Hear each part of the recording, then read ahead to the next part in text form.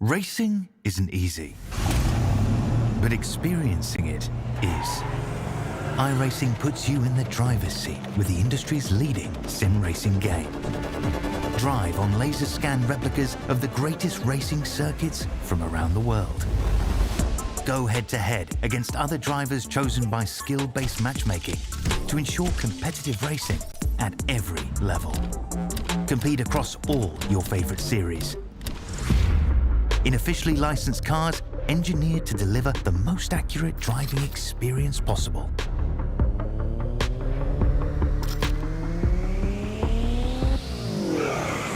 Join a race or host your own with players from across the globe. Race against the computer or in a league with friends. Feel the thrill behind the wheel. Visit iRacing.com.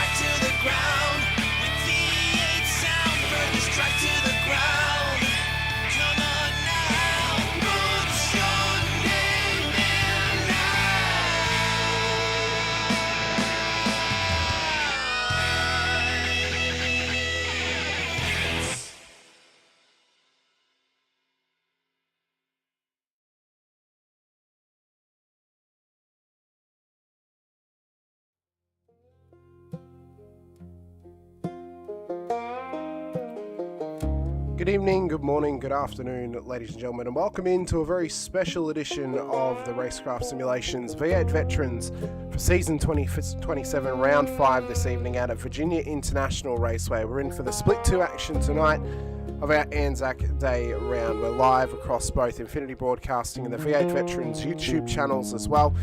Hamish Munro here with you alongside Brett Fisher as always, and Brett, it's always a wonderful time when we get to go racing, not only around ANZAC Day, but we have the absolute honour this year of being able to broadcast at ANZAC Day as well. And this is one of my most favourite events that we ever get to do. VIR is often a track that turns it on for great racing as well. And to this point of the season, across the past 4 rounds, it's been absolute chaos. We've had multiple different winners this season. Could we see another different one here tonight? You never know. Time will tell. Look, We keep talking about the pressure cooker, and I'll tell you what, he's definitely on. Things are happening and bubbling away, and it's simmering, and things are going to rise to the top and things are going to fall to the bottom. But it is an incredibly special day today. I did actually get up and go to the ANZAC Dawn Memorial thingy-jig bobs to do today, and it was sensationally mudgy. Heaps and heaps of people out there, which was fantastic to see. Well, of course, let us know out there if you yourselves went to the dawn service this morning out in the YouTube chat, of course, across both channels as well. We'd love to hear from you and hear if that was a part of your day and a part of your morning. Of course, I spent my day today watching some of the football, then also getting prepared for the broadcast tonight as well, and really just enjoying my Saturday at home, apart from about an hour that I went out today to go do something. But let's have a good look at the points before we give a quick preview into the track as well. Of course, tonight we're racing out at VIR, 200 kilometres, 38 laps available to us. The interesting part about tonight's race is, Brett, the drivers have only got 2 tyre sets to race through the whole race with. So that means they start on 1 and they have 1 extra that they can selectively apply in pit lane. Majority of the time, the best chance to do that is through the second CPS of the race, but it really changes up the strategy. It really puts a lot of onus on actually pre-planning your race ahead and choosing what is going to be the better choice. Initial tank of fuel could only get you to lap 11, critical lap is lap 8. So you're wanting to probably pit within those first 7 laps, and I would argue more than likely first stops should be your shortest stop to get you to the halfway point of the race and really split the race in 2 on those 2 tyre sets across the way. Yeah, and it'll be interesting to see what cards people play tonight and see how they fall on the track and all sorts of stuff. As I said, it's going to be an interesting track tonight, and looking forward to the race. I mean, we haven't been let down. The first 4 races so far have been pretty exciting. Are we going to see a really exciting race tonight, or are we going to see something a bit yawny? I don't know. I think we're going to see something exciting. I think we will as well, and I think there'll be battles all throughout the field. And the championship battle, well, it's really heated up. We've now included a drop round in our rolling championship standings for the season, but it hasn't changed who the championship leader is now. Gary Buckland's to the top on 543 points. What it has changed is who's in P2. Roy Clark, who's been incredibly sneaky this season and getting some very consistent and top-end finishes. He sits P2 in the championship ahead of Chris Blanchard, the previous championship leader. Brenton O'Brien, who currently sits with the most average positions gained throughout this season, he's up in 4th position ahead of Scott Weston. We then have Stephen Kokoschke ahead of Brett Horsell, Ben Brook, Brett Taylor and Andrew Galley. Makes up our top 10 at this stage. There's a couple of drivers further down the order that we wouldn't normally be seeing down the order in a regular season, the likes of Halil Cesar, yourself, Brett, who's had some good top 10 finishes in championship orders, Bruce Tannick as well. But I think when we reorganise it with 2 drop rounds included, that's going to reshuffle it again. And I think that's really going to show us where the real cream is rising to the top. I mean, I look to drivers like Michael Schreier or even Michael Jones, who should gain some good spots when they have lost another drop round next to their name. Yeah, and we did talk about Jones earlier in the pre-broadcast chat that we were having. You know, it'll be interesting to see. You know, he's had those few little hiccups with his pit strat and things like that. If he can get all that sorted out, he is flying. So needs to get a couple of things sorted out there. And as you said, there's some names throughout this pack, throughout this series that you'd sort of expect to be a bit higher up than they are. So are we going to see some resurgence in the second half of this series? Well, we'll see if there can be some resurgence. There's going to be some tough challenges along the second half of the season, of course. We look to Long Beach next week, Coda the week after, as well to the likes of Fuji, the Nürburgring Nordschleife, and Adelaide Street Circuit at season's end as well. Those are going to be some big tests all throughout the majority or the rest of this season as well. The starting grid for tonight's race will be as follows. It's going to be Stephen Kokoschke starting on pole ahead of Darryl Callahan in behind him on the front row of the grid. To row 2, we will then find Michael Jones alongside Bruce Tannick for the top 4. Row 3, we then look back to Chris Blanchard and Halil says a couple of those ANZAC Day liveries will be looking to show off here tonight. They'll start together on the 3rd row of the grid. To row 4, we find ourselves with Chad Viger and yourself, Brett Fisher, inside of the top 10. Where has this come from? Talk about a resurgence.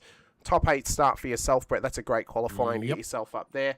To row 5 in the top 10, we find Tony Chapman and Andrew Hoffman of SCR, making up our top 10 here this evening. To row 6 in the top 12, we find Dave Duddle and Scott Weston alongside each other. To row 7, we then find the top 14 made up of Ron Allen and Paul Burns alongside each other as well. To row 8, we then find Rick Viger and Brett Horsell starting inside of the top 16. To row 9, and for the top 18, we find Ben Brook and Abel Verben for P18 here this evening. The top 20 on the 10th row, we find Roy Clark and Gary Buckland, the championship leader. Not the qualifying that he would have hoped for, Brett. That is arguably incredibly disappointing for Gary to be lining up there. Oh, definitely. Yeah, and just, like seeing some of those names as you're calling them through. Just surprising to see him so far back in the pack on the starting grid there. Yeah.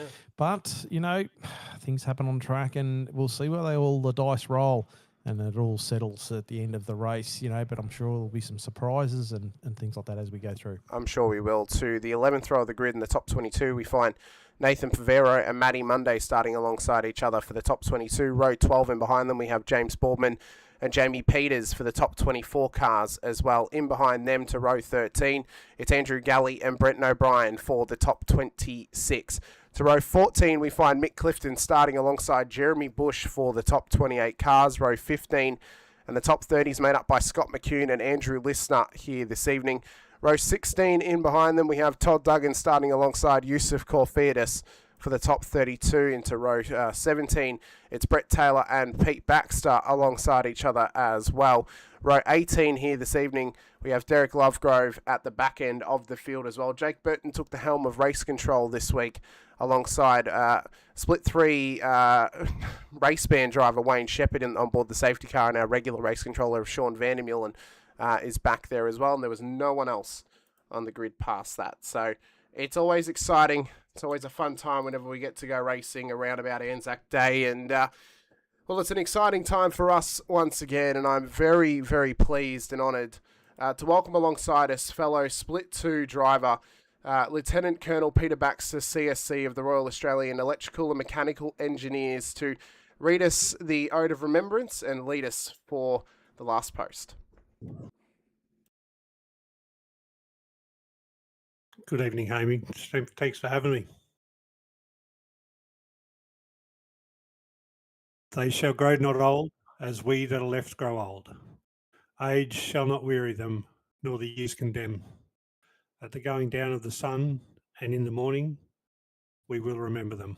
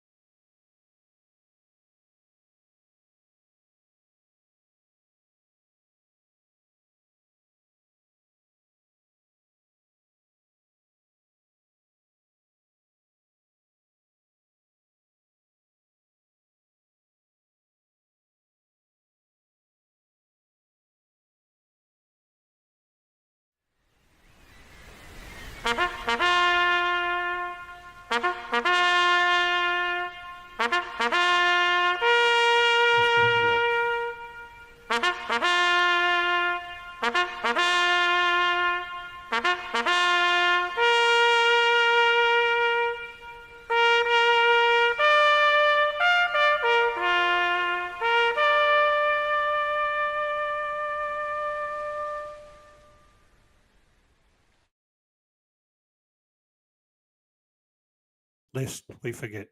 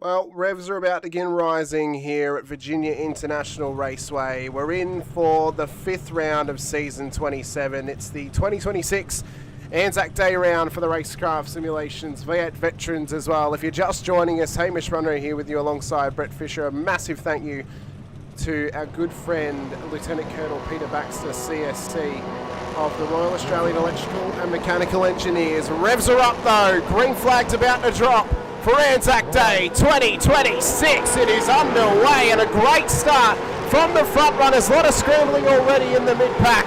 But Brett, it's hot and heavy early down towards turn 1 as Callaghan has taken the lead. Yeah, great start there. Kokoschka on the inside, a little bit of rubbing there. Are they going to get through clean? Oh, a bit of a wiggle there from Jones, I think. It was Jones who's caught up in a bit of a sandwich. Panic on the inside. There. Oh, contact's made. Jones goes round. Doesn't hold the brakes. Back in front of the traffic. Lucky not to make contact. Could have been unbelievably close there as we run it through turn 5 for the first time. Can we keep it tidy as cars are getting heavy here? Look at that. Thurman on the outside. 3 wide. Contact's made. It was bound to happen. And they're still back on the track and more contact made with other cars down there as well. Oh, big hit there. Oh my God, unbelievable. You see there, that's Corfiatis. Boardman's gone round as well. I think that's might be Duggan too. couple of drivers are already caught out. The early storm of contendership is on here at VIR and ANZAC Day Honours, but Kokoschki back in the race lead on the back straight. Yeah, well, I mean, no safety car yet, so they all must have got away cleanly there. Well, when I say cleanly, tongue-in-cheek there, but Kokoschki now got a great little launch out there, and he's ploughing away there. And over the rise through the roller coaster for the very first time, Daryl Callaghan on his heels. Got to keep an eye on Bruce Tannock tonight as well. We know he can be aggressive, and he's going to be quick tonight too. This could be an all-time battle if it comes down to Kokoschki and Tannock at the front end. We could be in for something special here if those two decide to turn it on. As lap 2's about to begin, it's Kokoschki to Callaghan and Tannock on the podium at the moment. Looks like they must have got all those cars cleaned up, and they must have been got away, so because there's no safety car at this stage. So it's put a bit of a spread on the field, a little bit through. So you can see probably about 2-3 large packs and then a few smaller packs that are fighting away there. You can see as well, Paul Burns starting to get pressured here from Ron Allen. Brett Horsell in behind him as well. Good battling here further back with Matty Monday ahead of Bush and Taylor and Peters as well. Taylor having a great season, finds himself inside of the top 10. And currently, Brett, second placed in that battle for the Brett's Championship with yourself and Brett Horsell. Yeah. So, Battle of the Bretts has been a bit more subdued for myself this season, but we'll see what we can do. Some great looking liveries out there at the moment, honouring our Anzacs. Of course. So we'll peel our way through the pack at some stage, and we'll see them on track. But there's some fantastic work out there, honouring our previous generations and things like that of military and all sorts of stuff. I don't even know what I'm trying to say here. Service, honouring those servicemen and women who not only have still with us, but are also no longer with us as well. And to those, obviously, especially who gave the ultimate sacrifice for both Australia and New Zealand at times of war as well. Brett Horsell at the moment, currently P11. He started back in P16, so not a bad start from him. Gained a few spots off that scramble, and just outside the top 10 now behind Ron Allen and Paul Burns, doing well. And even Roy Clark, he's up 7 at the moment too. He's probably one of the biggest games with Mick Clifton up 11 so far. So there's been some definite benefactors. Brett Taylor also up 11. Scotty McCune up 9. So there has been some... now, Brett Horsell in for pit lane, as we just see. But there has been some big benefactors and also some big losses out of that first lap melee. Well, that's right. Of course, as well, Bretton O'Brien, as we mentioned, average most positions gained this season due to the fact that he hasn't had the qualifying pace to match his racecraft and race pace at times as well. He's already up 9 positions tonight. Will he hit the double digits? Well, it's almost becoming a question of similar to, will Nick Dacos or Marcus Bontempelli get 30-plus disposals when they play a game of football? That's what it's coming down to right now. You almost feel it's a guarantee that O'Brien can get those double-digit positions all throughout these races. But we do know, Brett, that racing can often at times be hairy, it can be ugly, and it can be mean. And it just takes one unlucky moment to ruin that run for Brenton in terms of points gains and position gains as well throughout the season. There's an Andrew Galley on his heels right now. Of course, for Shadow Racing, Andrew's had some fairly decent runs this season, good points hauls as well. But at this point in time, Gary Buckland is making a charge to the front of the field. He's just gotten past Mick Clifton down at Oak Tree. Now finds himself inside of the top 15. The championship leader, if he wants to maintain that championship lead, he needs either A, Chris Blanchard not to finish so far up the order comparatively to him, or B, he needs to try and get up the order and finish closer to Blanchard, who's currently up inside the top 5. And as we talked about earlier, some of these drivers are a little bit out of place at the moment, further down the pack than they would have liked to. Not getting as good a qualifying, but they're going to be coming through the pack, and no doubt their strats are going to work in their favours as much as possible. Well, there's going to be a few differing strategies tonight, of course, with that one tyre change available. As just mentioned, Clark in, Clifton in as well. Brett, he's just followed Roy into pit lane. Differing strategies tonight we're going to see. Well, we're going to see a couple of drivers more than likely pitting before that critical lap of lap 8, putting enough fuel in to get them to roughly halfway race distance and then changing their tyres at the halfway and taking their bigger fill at that point. That strategy relies on this race staying green flag until that second pit stop.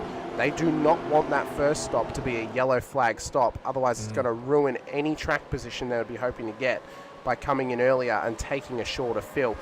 The undercut tonight is going to be very strong because the pit lane is slow and it's long. And depending on how drivers balance their pit stops tonight could really affect where they end up, because if you come out in traffic, it can be a death sentence here. If you, for whatever reason, make a mistake in pit lane, it can be a disaster. So you've got to be pinpoint accurate with your strategy throughout this race, and you've got to be pinpoint accurate across the whole race in terms of the planning of that strategy. And there's a little bit of luck involved too. You don't exactly know if your strategy is going to play off in your favour. You can definitely do things that will help mitigate that. The one luck factor though in that strategy, as I said though, is if there is a safety car when it's called. If it's called by that first pit stop, you've almost got to flip the strategy, but you can't afford to take the shorter stop then, because you're just going to get chewed up in the next stop when all those heavy fillers take their short fill later in the race. So just watching Tannick in the background, breathing down the neck of Callahan. He's closed that gap right up. It's only 0.2, 0.3 of a second now. So just keep an eye on him for a move at any point here. Behind Tannick is Blanchard with Cesar and Chad Viger. Not that far away behind. Having a little bit of a poke up the inside there. Deciding to opt out just at that point. But definitely one to watch there. Tannick sits with the fastest lap of the race at the moment, a 1:48.86. He did that the last lap by, so not this last time over the line, but the time before, as he wants it up the inside at turn 4. He can't quite get there on Callahan, so you can see that Tannick is hungry to make moves. And this is proving right now to me, Brett, that Tannick tonight has the more consistent pace over Callahan, who maybe had a better one-lap pace in qualifying and may just struggle to put those laps together consistently. I think the main thing is tonight, the drivers that are going to do well, the drivers that are going to finish up the order, they're going to be the ones that can not only do those consistent quick lap times, but actually maintain their tyres doing those lap times. They're the keys to victory tonight. Is you've got to maintain your tyres, you've got to maintain your pace. You look at Kikoshi, Callahan, you look at guys like Cesar, even to Chad Viger at times as well. Those are the guys, and Gary Buckland, those are the guys that can control their tyre wear but maintain those quicker lap times. So they're going to be the ones to watch this evening. And just as you mentioned tyre wear and things like that, we're seeing Tannick come out of Oak Tree, getting the car sideways, and that's going to hurt his run a little bit there. Speaking of runs, Brett, you're on a sprint right now. You're tucked up right behind Scotty Weston. Yeah. Put a bit of pressure on him. You're into the roller coaster. Yep. And there's I was going to mention before, like there's a number of sections on this track that you really have to nail, and if you don't nail them, as Scotty Weston comes in the pit lane, and Chad Viger as well, and if you don't nail them, it really kills your run down some of these longer sort of sections of the track. So you've really got to try and maximise your exits, and not get tripped up on some of these little twisty bits as well. So I think the pressure game that these guys are playing right now by coming in on this lap is, depending on how short their stop is going to depend if they come out in tight traffic, because not everyone is pitted. And all those other cars that did pit on lap 2 and lap 3, are they going to be tightly together? Well, there's only one tight together pack, and that's Brooke and Listener, who are further down the order. So that traffic's going to be pretty well key, as Monday actually I think just served a drive-through, so that might be for one of those lap 1 incidents possibly. But he's just driven straight through pit lane. Viger comes out at the head of the pack that actually did do stops in that run as well. Hoffman, Duddle having a tight battle here with the oncoming Gary Buckland, the championship leader, behind them at this stage. And Hoffy's had some decent runs this season. The one race probably to forget was Road America, but he has had some outshining performances, especially at Bathurst, which saw him take some solid points on the day. Probably his best drive that I've seen from him in a long, long time, and we're hoping for a similar performance here tonight, and possibly getting himself inside the top 10 once again, and maybe get himself in the top 10 in the championship once again as well, Brett. Because now that we've had that one drop round, he's actually been knocked out just below the top 10 marker, so he may have a little bit of work to do to try and get himself back up there and fighting with the top 10 runners. Yeah, well, with Duddle and Buckland behind Hoffman at the moment, Duddle looked like he just had a little bit of a look. He's got a little bit of damage on the right-hand side of that car.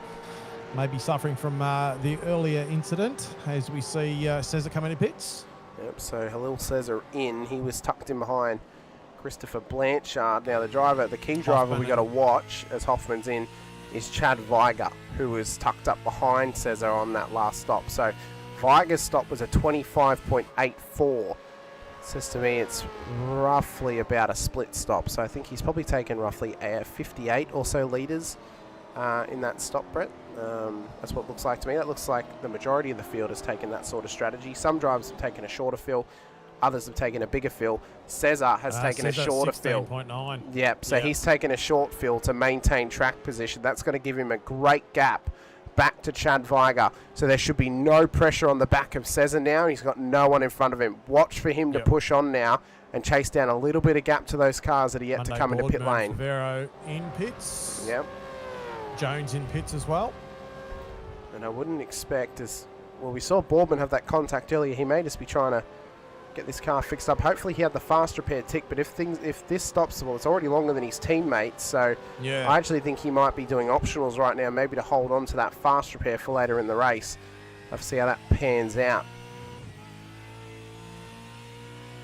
As Cesar looks to break away. Has actually got Tanek has got past Callahan here, so we missed that move, but he's closed up the gap between Kokoschki and himself, 0.5 a second. Callahan is still in the toe, well, not the toe because there was not much toe here, but let's face it, the toe's got about as good as a toe on your hand, really. It's got about as much toe as a pinky toe, Brett. There's not much. Not much at all. Yeah. But Callahan's still in contact in this top three pack at the moment. Burns in pit lane now. Yeah, Paul Burns comes in. So does Dave Duddle as well. So. Yeah. You see a bit of damage on the front of that car actually coming into pit lane, so the 266 entry of Duddle has made some contact somewhere throughout the process of this race. Both those drivers might have been into the part lane. Of that earlier melee. He was slow to get him across to his pit bay then too. It's like he was almost distracted by something maybe as he was coming into pit lane. Brett Horsell. Oh, look, a squirrel. Brett Horsell tucked up tightly behind Andrew Hoffman at the moment. Mick Clifton's just in behind Andrew Galley as well. So we are getting these tighter packs of cars battling away. Boardman and Duggan tightly together as well as they look to come onto the back stretch here. We're just below lap 10 here. We're on lap 8 at this stage. So we're nearly at what would be a quarter of the way into this race as Boardman looks to line this up on Duggan down towards the roller coaster. He looks to be alongside him before the braking zone. Can he get the job done on the inside? There's a little bit of door banging between them. Boardman is ahead. Is he going to be able to hold on to it, though? Through the coaster, he runs it wide. Got a bit overzealous on the brakes, and Duggan gets it back. Wow, he did all that work and just couldn't pull it off. I mean, that was probably, that really played into a little bit of a lock up there by Clifton there. No, Duggan, sorry. Sorry, they're both ending in N. Yeah. It was a close one. Chad Viger just launching it over that lower chicane at the uphill section. Paul Burns chasing him down with Scott Weston as well. Kokoschki in. Yep, race leader is into pit lane. Brett, is that you up on the tower up there just watching out for the traffic as they come into pit road? There's someone on the corner. Is that you, Brett? And you got the binoculars out? I'm in the car. Maybe it's Damon. What are you talking about? Maybe it's Damon that's up there. Who knows? Yeah, well, he's got computer problems at the moment, so he didn't have to run on. It'd be the Brett Fisher way to be calling out who's coming into pit lane, but it's as you're driving past pit lane. It's like, how'd you know? I saw him. Wow. That would be the Brett Fisher move, I reckon. Derek Lovegrove's in as well. And let's have a look and see what Kokoschki's got. He's got 21, 22 seconds, 23, 25, 26. So he's taking the longest stop at this stage. He hasn't 30.24. So that works out to, I think it's between 70 and 80 litres. So he's keeping himself a shorter fill to the end. In fact, he's come out behind Halil Cesar. But there is a 14-second difference in their stop time, so that'll get fixed up fairly swiftly. But he's still come out in fresh air, so I mean, they're not going to be held up and as you can see, the timing tower at the moment, there's not a lot of close racing going on. Pardon me. And that's playing into the hands of those shorter stoppers as well, Yeah. because they're not getting caught out in any traffic as Todd Duggan is off the road down at the roller coaster. There's a little bit of damage on the front of that car. He was battling, we saw with James Baldwin, if you recall. I have to wonder if they may have made contact up at the roller coaster. It'll be one to watch during the post-race highlights to see if there was some contact, because they already went side by side through their one lap. Doesn't stop them from doing it the next one. But yeah, it's a great looking ANZAC Day livery on that car as well. Oh, there's some great ANZAC liveries out there. Well done to all those that participated in the painting of the cars. Fantastic to see. All these cars running out. The silver fern is made up of soldier silhouettes. Yeah. It looks great, doesn't it? That looks fantastic. No, really, really good. Really, really well done. Blanchard's in the pit lane now as well, so... the camo paint there. Technically, this is both a ANZAC Day livery and a retro livery, because this is based on the shape they ran for 2024 and into the start of 2025 as well for WKMP Sim Sports, as Blanchard drops 19-second stop. 3 seconds slower than Cesar's. So Cesar will jump him on the exit. So this should mean that Blanchard, if he hangs with him, will get back past him again in the next stop. Safety cars could obviously have a part to play in that as well, but it couldn't have come at a worse time for Blanchard, because he's now going to have a car ahead of him while Cesar has clean air. I would suspect, though, that Blanchard's going to be happy to work with Halil here to chase down some gap ahead of them and try and stay ahead of Stephen Kokoschke, even to maybe try and build some gap, just to get some advantage in the next run through pit lane. So the closest battle on track at the moment we've got is Galley and Baxter is dropping there a couple of spots. Yep, as we're watching right now. So Galley and Clifton getting past Baxter. Well, Peter Baxter, obviously he was with us earlier to give us the ode to remembrance and leading us to the last posts as well. Monday pits.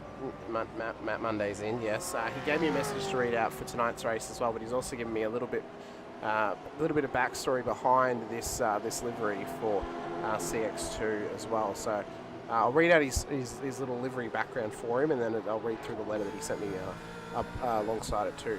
So the colours blue, yellow and red signify the core of the Royal Australian Electrical and Mechanical Engineers, a maintenance and engineering function for the Australian Army. There is a tack sign on his rear wing end plates with 43/88, signifying the 43rd class of Army apprenticeship scheme, and his first year of service, 1988. The TAC sign runs on all of his paint. So there is a little special nod there to what his paint is for Mr. Baxter as well. Oh, geez, get out of the grass, Pete. Oh, yeah, get out of the grass, Pete. Don't do that. Then the letter that he wrote as well. For ANZAC Day, on behalf of those in the V8 Vets community who serve or have served, thank you to everyone in V8 Veterans who has taken the time to recognise the ANZACs through your liveries. The presentation of your cars and teams improves every year, and for many goes beyond what could have been imagined. For me, ANZAC Day is a day of reflection, not only to remember those I was close to and have now lost, but also to acknowledge the cost of service and its impact on what others may consider a normal life. The sacrifices are real. Thank you for being such a strong and respectful community, lest we forget. So a big thank you there to Pete Baxter. He ended it with Lieutenant Colonel Peter Baxter, CSC, retired, 34 years of service in the Royal Australian Electrical and Mechanical Engineers, and Iraq veteran as well. So thank you to Peter for sending me that message, and for joining us early tonight too for reading the ode to remembrance as well. I think the fact that we were able to get a retired service member of the Vets community to read it out made it that little bit more special. So that was really the band cool. in pits. And here we go, Pete Baxter in pits too. Yeah, Bruce Tannick as well. Sorry. That's okay. Sorry, Bruce Tannick's in. Darryl Callahan in as well. Still riding with Pete. No, I made the move once I finished reading out the letter, but that's okay. Well done. Callahan pits and Brett Fisher myself as in well. pits. Well, see, Brett, maybe you are the person that's up there. So taking a photo of your car, Brett, that's definitely you. Yeah, he did, didn't he? Yeah. Gary Buckland comes past, so he's able to go a lap longer on this fuel, so he's probably done a little bit of saving all throughout this stint. As Gary Buckland, same can be said for Brenton O'Brien, and we know that Brenton can save fuel up the wazoo, so he's saving a bit of fuel right now, is Mr. O'Brien. Of course, special look at his paint job here this evening as well, of course, with the Australian Kangaroo symbol on the side of his car. Team sponsorship up there as well, and a very simple colouring and pattern job here to represent, of course, Army vehicles and stuff like that. So it's a nice, sleek design, Brett. And I actually think that if you did this up with some sponsors all over it, it actually look pretty sharp as a regular season livery, I reckon. Yeah, definitely. It's a good look for ERT Evolution Racing Team. Gary Buckland as well as McCune's in for Old Mate and Sons. You see there the adjustment to their regular shaped livery with the image of warfare on the side of the car, the ANZAC crest on the bonnet as well. It's a nice, clean and sharp looking paint job for Old Mate and Sons here this weekend. The less we forget on the front lip of the top of the car as well. It looks very, very nice. But if for Gary, I mean, championship leader, he's got some work to do now in this mid part of the season, Brett. He cannot afford to let up at this stage of the season. He's got to try and put it all together now throughout the next few weeks. I think ultimately for Gary, he's got to concentrate on Long Beach and Coda to maintain some performance, get a couple of podiums or even some top fives, and set himself up well for the final 3 rounds at Fuji, the Nürburgring, and Adelaide as well. If he wants to win the title, he needs to make sure he performs at this mid-season. Yep. There you go. So we'll see very shortly with Gary, and still got Brent O'Brien and Jamie Peters to come and do their pit stop, or their first pit stop of one of 2. One set of tyres also only for tonight. So 2 sets. You start on a set of tyres and you only get a 1 set for during the race. So you only 1 set. Where are you going to use them? We talked about that earlier. It's probably best to use them in the second stop. You know, just making sure you tick all the boxes and things like that. As we see everybody now almost completed their Everyone has done first a stops. CPS. Everyone has now done a single CPS in this race. We are past the critical lap as well. Halil Cesar has now taken the race lead, so he'll get himself a bonus point for leading a lap here, Brett. At maximum, with it only being a 16.9 second stop, probably only enough to get him to lap 19. So he's not going to be able to go incredibly far to take most laps led, but he will at least be able to take away some laps from other drivers who may try and take that crown here this evening. Did Gary Buckland just have Jamie Peters was exiting pits? Looked like Gary Buckland just he flashed up red there for a second, so he might have a little bit of an off there. I'm not sure. I'm not getting anything on the reading saying that he has had an off track, but maybe we'll look back on that, Brett, and we'll see. As I said, I just noticed he flashed up red there for a second, so I wonder whether he's had a bit of an oopsie there somewhere. Mick Clifton as well in behind Andrew Galley. They're just there to Scott McCune now as they battle in the mid-pack. No safety cars just yet here, Brett, so we've kept it mean and green, as would be a nice way to describe this track. Of course, it's basically a giant paddock that has got some tarmac drawn onto it like a 3-year-old drew it. But what it's turned into is it's a great racetrack for race viewing, in my opinion. Yeah. I know this track has a lot of fans in terms of driving this track. I'm not one of them in particular, but I will give it its plaudits. It gives us great racing to call. I will say that. It gives us some great racing. Ultimately, though, this race is going to heat up towards the back end because we're kind of at the mid stage of the race, getting into the mid stage of the race. This is where drivers are going to start to save their tyres that little bit more, so we're not going to see as much pushing. So we're more likely going to have what we would normally call a lull period at this stage of the race than any other, because drivers are trying to keep the cars on the track, keep the tyres under them as well, and maintain some fuel in these cars too. So this is now going to be sort of the process of, this is a strategic race. This is a race that's going to be won in pit lane. It's not going to be a race that's necessarily won on the circuit. And just talking about that, Hamish, too, he's just flash up the pit stop times we've been talking about during this race.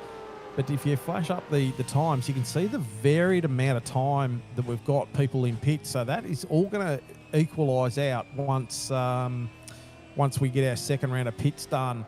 And that'll bring the field closer together in certain spots. So now they're fairly well spread out. There's a little pack. There's a couple of guys close together, but there's a little pack, Alan Buckland, Hoffman, Horsell, and then there's a couple back further. But the pack is incredibly well spread out at the moment.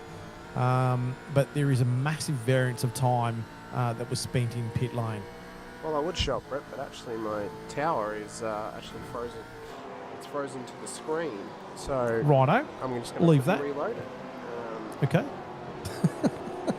I thought you might have been- funnily enough, it is actually showing the data correctly, but it's Yeah. not showing the graphic correctly. So Yeah, right. Yeah. we'll see if I can get this sorted. I don't want to have to I close thought it, you though, might have 'cause been struggling.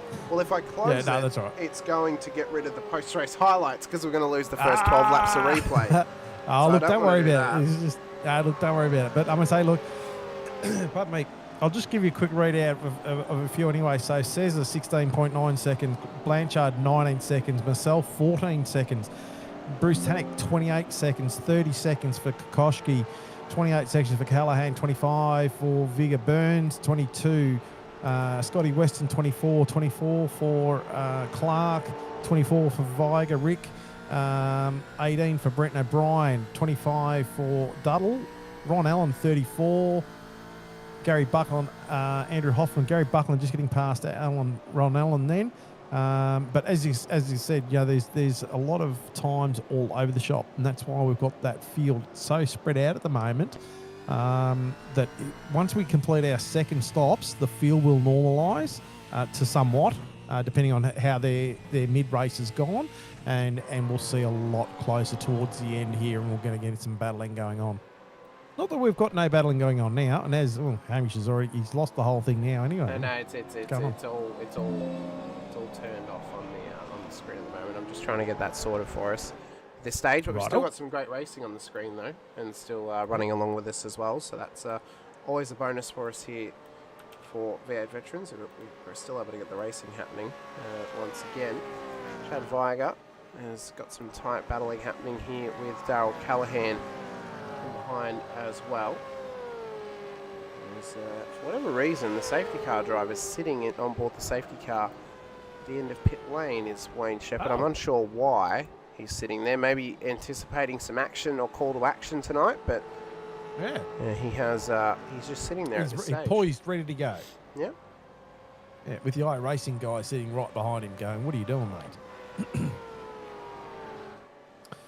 So biggest movers at the moment, in the top 15, we've got Brent O'Brien up 14 spots. But as I'm saying, this is going to normalise to some degree once we see our next stops going, ooh, that was a little bit of a slide there. Just a slight slide for Alan Cesar as he continues to push here at the front of the field. It's re-attempt number 3 now to reload the standings for us on the on the broadcast. I'm going back to the old way of doing it now, Brett, so we're going to see if this works instead of doing the new way. All right. Let's see if that brings it up for us. We'll find out eventually if it shows up on the screen. It's not giving me a no data thing though, which is good. So that means it's not actually unloaded. It just means that it's not actually applying for whatever reason. So we'll see. At this stage, though, Halil Cesar leads the way to Chris Blanchard, Brett Fisher, Bruce Tannick, Stephen Kokoschke inside of the top 5.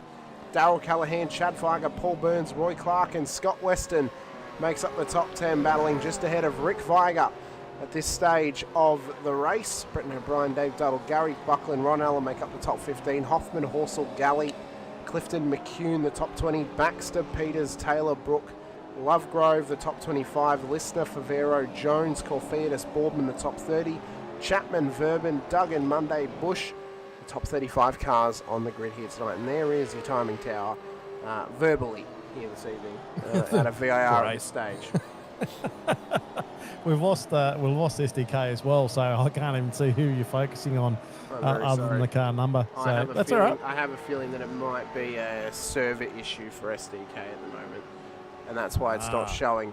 Although it shouldn't be opening the program if that's how it's working. So, very helpful, SDK. Right. Thank we got you. a Viger in pit lane. Yep, that is Mr. Chad Viger into pit road as he comes down. You know what? We're going to do something that might be considered a little bit wrong. I'm going to try and update this whilst we're going. There it is. That's what I had to do. I had to update it, so it's updating at the moment. Righto, we've got stuff happening now. Righto, we're back up, and we can see a few things that are going on. Here we go. Beautiful. We're back up. So Chad Viger in pit lane at the moment. Yeah, so Chad Viger is in. Halil Cesar leads the way. There's Bruce Tannock, who's Yeah, on he's the closing heels on the of back of yourself, himself. Brett. Yeah.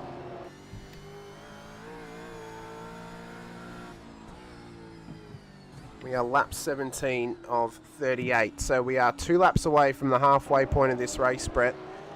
We're 2 laps away from possible pit stops occurring. Chad Viger, who's just been through pit lane, has had contact with Nathan Favero. This is big for the strategy play of some of those drivers. Remember, he was in the battle with Blanchard and Cesar for on-track position based on the timesheet. So with that contact, that's going to take him right out of that top 5 battle.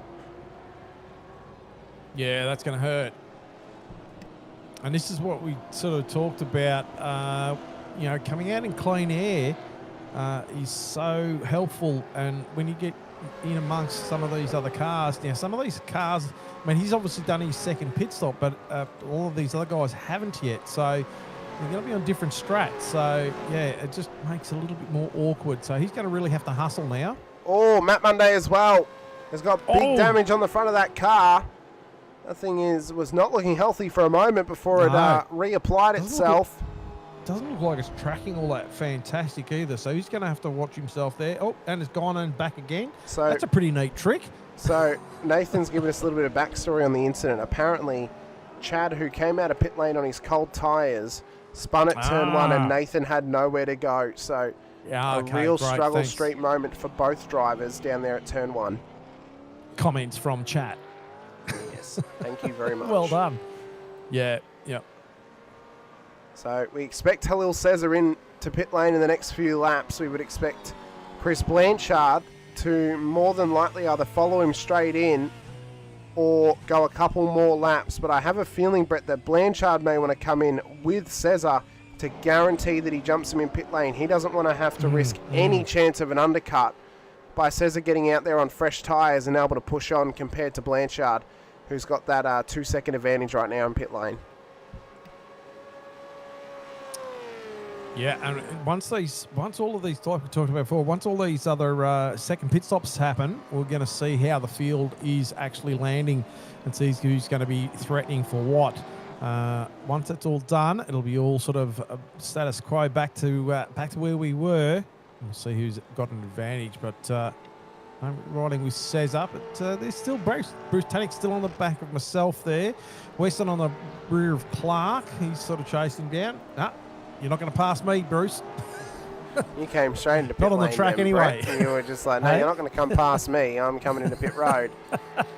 Scott Weston, of course, running the EWT ANZAC Day livery here this evening as well. Some good imagery on that one in terms of messages and appreciations as well. I believe the Ode to Remembrance is actually on the bonnet of this car, going down towards the Chevrolet badge. So it's very nice. They do have open arms on the front of their car as well for veteran and service member counselling as well. Similarly to the Infinity Broadcasting cars, they've also got that on the front of their cars too. And it's a very important thing, of course, as well, Brett, that we help our service members, either previous or current service members, for helping get them the support that they need. And Open Arms is a great place that does that and really helps support them too. So, you know, if you are out there and you're struggling as a former service member or even a current service member too, get in contact with Open Arms here in Australia and try and get involved with them if you can. So, you know, they'll be there to help you, and they'll be there to help you get to where you want to be in terms of mental and as well physical too. So, big shout out to them. Listener Brooke and Favero in pit lane. So I'm assuming they're doing their second stops. Yep. Nice and simple ANZAC delivery for SCR. Straight to the point. Great messaging on that one too, of course, for ANZAC Day. And yeah, as you said, Brett, some nice imaging on that one too with the silhouettes and stuff like that.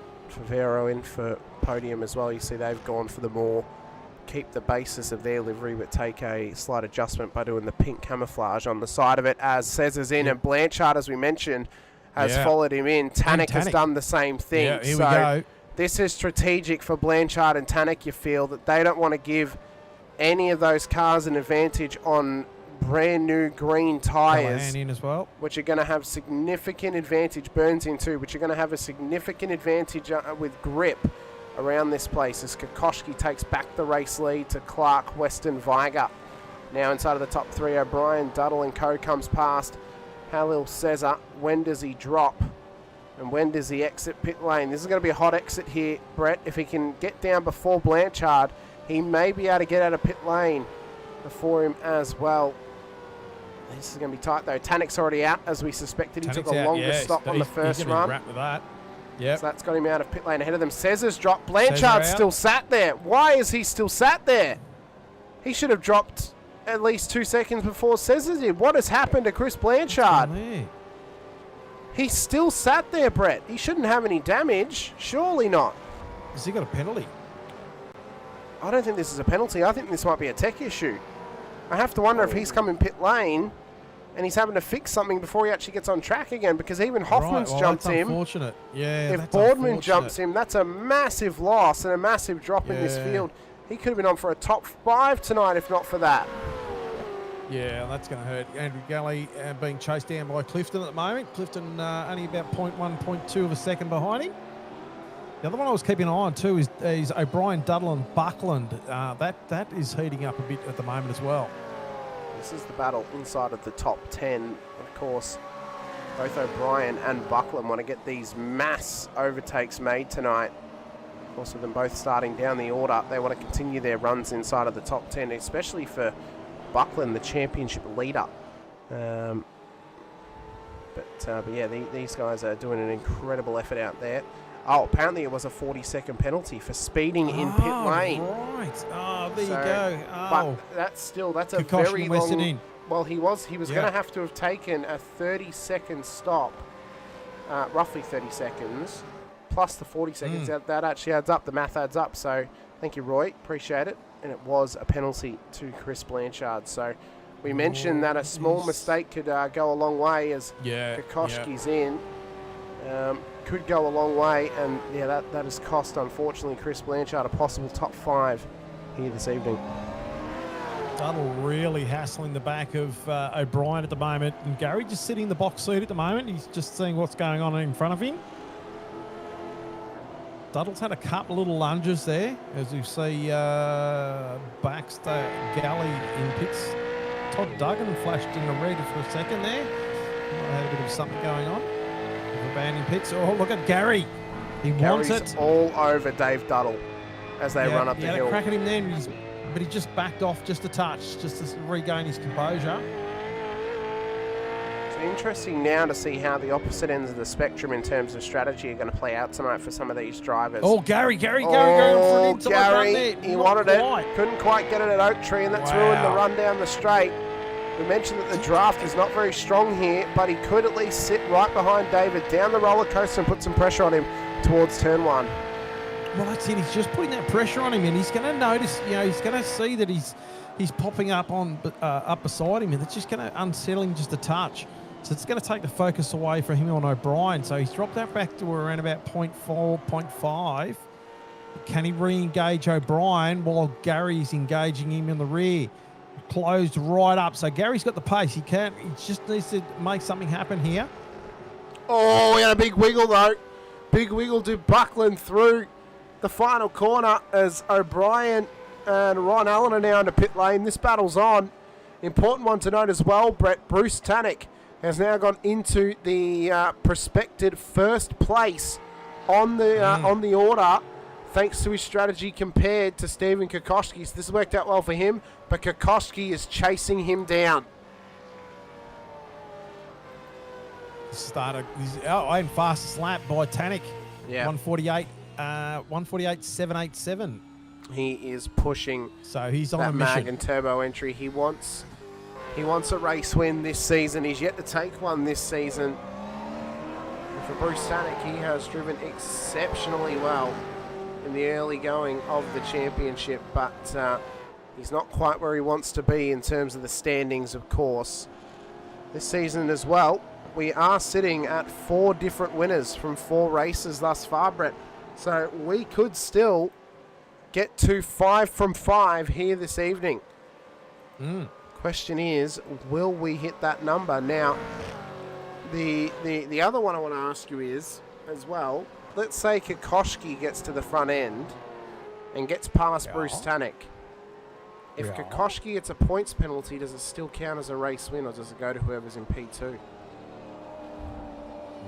Why is he getting a points penalty? No, if he did. If he were to get one. Oh, I don't know. I'm trying to set up a scenario that if that does happen for whatever reason, because I have a feeling right now, Brett, that Tannick and Kokoschki are going to get into this thing because both of them are going to be a bit feisty for the race lead. If they ever coming together, and let's say that Kokoschki's the one that goes out the other side as the benefactor of getting a penalty, would he still be considered the race winner, or would it go to P2? Oh, well, then we'll just have to wait and find out, won't we? Yeah, we will. If that does happen. But currently, Kokoschki is chasing him down at a rate of knots. Pit stops coming in for Dave Duddle, Rick Viger. Roy Clark comes out of the race lead. Buckland now takes it over, but he still needs another stop. Right now, Halil Cesar is corrected P3, by the way, from that strategy that he'd been playing. He's come out in clean air, both stops, Brett. That's worked out very well for him after a very unlucky couple of weeks with some PC issues that's taken him out of the races before the end. Yeah. It's hard. Roy Clark rejoining just in front of himself there. So he's on for a half-decent finish here as well. He's done very, very well. Roy's had a fantastic race thus far. Where he's come from. SDK, he's just having a bit of a connection. He's gone to P9. Try reopening the link, Brett. That should sort it out because my timing's working again. So if you just reload the link, it should fix it up for you. Thank you. No worries. So Cesar's corrected P3, and I believe Ron Allen is technically corrected P4 as well. But look at the gap that he's got up to Cesar. It's 10 seconds.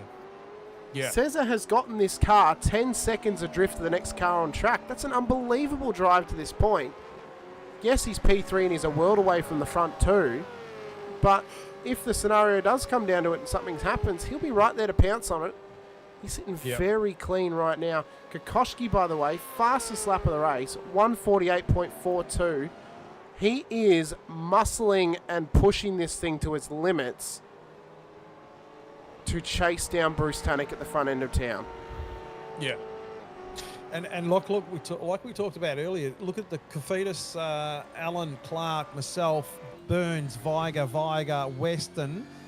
Look at that battle going on there between 7th and 14th. That's huge. Absolutely huge. I mean, the fact that this battle is so close. Now, obviously, Kofidis still needs another stop. Oh, wiggle. There's a big wiggle there for Yusuf. Now, he does need another stop to get home. The cars behind him, though, they're all in the battle.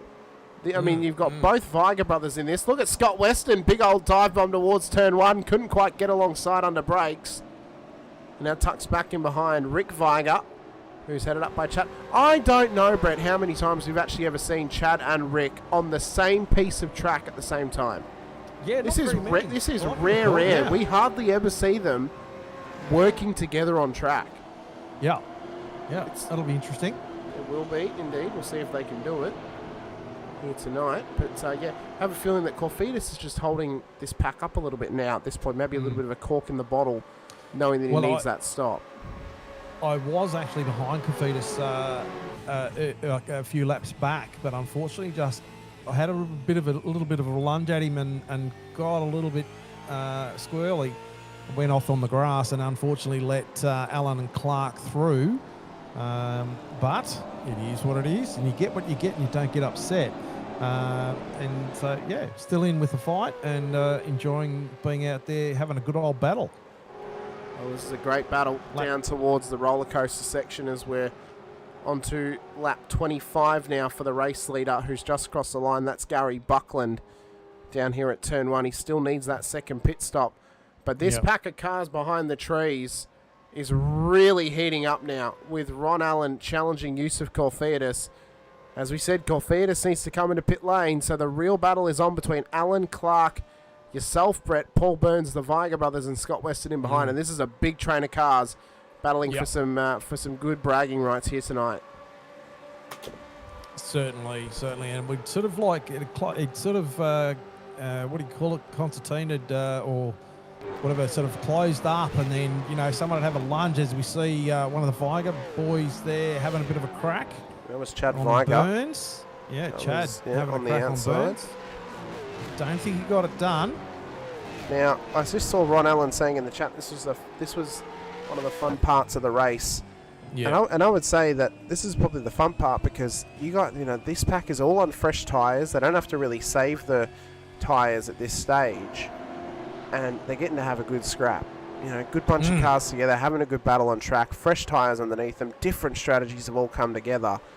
And this is what I love about strategic racing, Brett. You can have 3 or 4 completely different strategies, and after your 2 stops, somehow they all come together for the same destination. It's unbelievable. It's back on.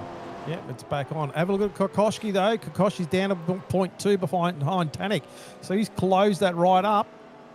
He has, indeed. So Kokoschki, who has set some incredibly quick lap times the last few runs across the strike, has now gotten himself right on the tail of Bruce Tanik for the race lead. Oh, wiggle there. So Kokoschki's really having a crack here. Now he's dropped off a bit. He got that right up within 0.2, 0.3 of a second behind Tanik. He's out to about 0.6, 0.7 now. So he's probably just have to cool his heels for a second there. I mean, this is just a hotly contested battle for the race lead. And at times, Brett, I've seen some races here at VIR where the race lead has gone on to run away and everyone else has kind of scrambled for position further down the order. It's very nice and refreshing to see a race here at VIR where at least the corrected top 2 in Tanik and Kokoschki are battling for the race lead as Chapo has come in. Thank you so much, Sean, for watching with us. Appreciate your time once again. We hope to see you again next week when we head out to Long Beach for the third street circuit, I should say, of the season. So I appreciate your time once again, and stay safe to you guys out there in Ukraine as well. So we're right on board with Tanik, who's starting to get pressured here from Stephen Kokoschki. Former race winner this season in Kokoschki, former race winner in Vets in Bruce Tanik. Which one of them can come out on top here at VIR? Only time will tell. Can Kokoschki get the run off of Oak Tree and pressure Tanik down at the roller coaster? He doesn't look close enough, Brett. No, he got a good exit, but it's just not quite. He's starting to close up now, but he just didn't quite sort of close that gap as fast as he would have liked to initially to get that run on him. But he's down to 0.3, 0.4, so he's closed that by 0.2, 0.3 of a second from his last time around. So they might have that. He got a bit of a wiggle coming down here last time where he lost that time. So is he going to close up? Yes, he does. 0.3 now, 0.2. So he's got a bit of a run this time. He does. I think from what we're seeing, Brett, and what I'm seeing, I don't know about you, it looks like the weaker spots around this place for Tanik are those sort of tighter and slower sections. So the run through Sector 1 and then the end of Sector 3. And for Kokoschki, he's stronger through those particular sectors where... Close right up now. Yeah, he's right on him. He is right on him. So I think the struggle of this early sector and that end sector, that's what's chewing into the time for Tanik. And I think if Kokoschki's going to set up a move, he's got to be right on the tail of Tanik, leaving the first sector. He's got to be on him up the hill towards Oak Tree, because that's going to be his best shout. He either has to make the move there, or he's got to do it at the roller coaster. To do that, he's got to be right on the bum of Tanik through here, and hanging on to him like glue, up until that opportunity arises. Just interesting watching the slightly different lines, though, too. Both of these drivers taking through some of these corners. Down to 0.2, 0.3 now, 0.2. So he's right up there. Can he do something in here? Closes right up under brakes. He's right on him. He wants it on the inside. Needs to try and get the power down smooth. He got the power down well, Brett, and he's a lot closer than last time by. This could be the chance that Kokoschki needed to challenge for the race lead. Can he do it down the inside at the roller coaster? He doesn't want to dart out too early. Tanik covers to the inside, gives him a little door, puts him on the grass. Can he hang on? Kokoschki in the race lead, but No, a big lost lock-up. They're still side by side, and Tanik somehow takes it back. Wow. Great attempt there, but he just couldn't pull the car up, and he was lucky to keep that car off the grass then. But he lives to fight another day. He's dropped it back 0.4 of a second off the back, about 0.5, now to a second. Oh, no, I'm looking at the wrong one. Hang on. What's going on? So Buckland's into pit lane. Yes. So Buckland's into pit lane. So now this is the true race for the lead. With Tanik back in P1. So this is for the lead. This is possibly for the win with 11 laps to go here at VIR. On ANZAC Day, could you ask for any better moment for this to come for these two gentlemen to be racing? An Aussie versus a Kiwi on ANZAC Day. I mean, it's unbelievable that we can have this sort of storyline for the race lead here tonight. Yeah, well, geez, that was close down. Kokoschki, is he going to just chill his heels for a second? He's still got 10 laps to go.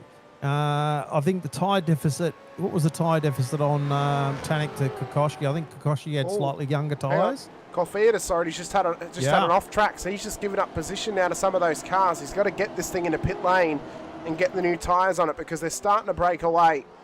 Up to Oak Tree once again. Kokoschki nowhere near as close as last lap, but I think he's trying to carry more speed to get a better run down this straight possibly. He looks to be a little bit too far away this time by. Yeah. I don't think he can go for it on this lap. No.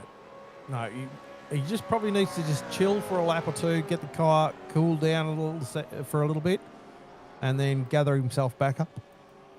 Car off. That is Tony Chapman. That is Tony Chapman in the middle of the paddock off of the roller coaster. That car is parked up and not moving. Now, it is race control's discretion to call a safety car if they wish to.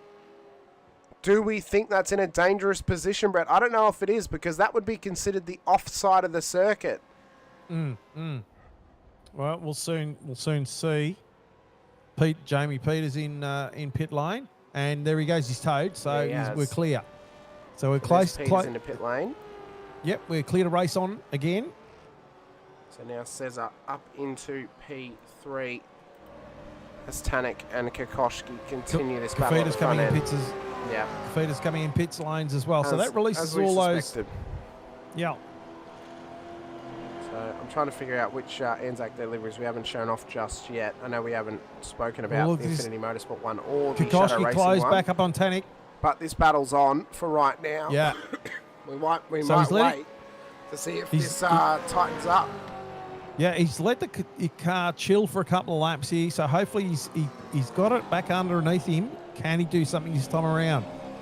We saw him attack him at the end of the long straight out of Oak Tree. Does he get the car close enough? He's 0.3. Gets a reasonable exit. He is right on him. Here's Kokoschki. He's not as close as when he managed to get alongside Tanik. But he's closing. He is closing. He's probably within that draft range that he needs to be, which is half a second here at VIR. Has he got the pace, though, or the urgency to get past on the inside? No, not this time by. It was very lucky for the front runners that the safety car was not called. It must be said. Tanik a little bit sideways that was a big flick. A massive flick. So Tanik's obviously, looking in his mirrors a bit and seeing Kokoschki there, and making sure he's trying to sort of get as much as he can out of that car, but he just got a little bit too much out of that car.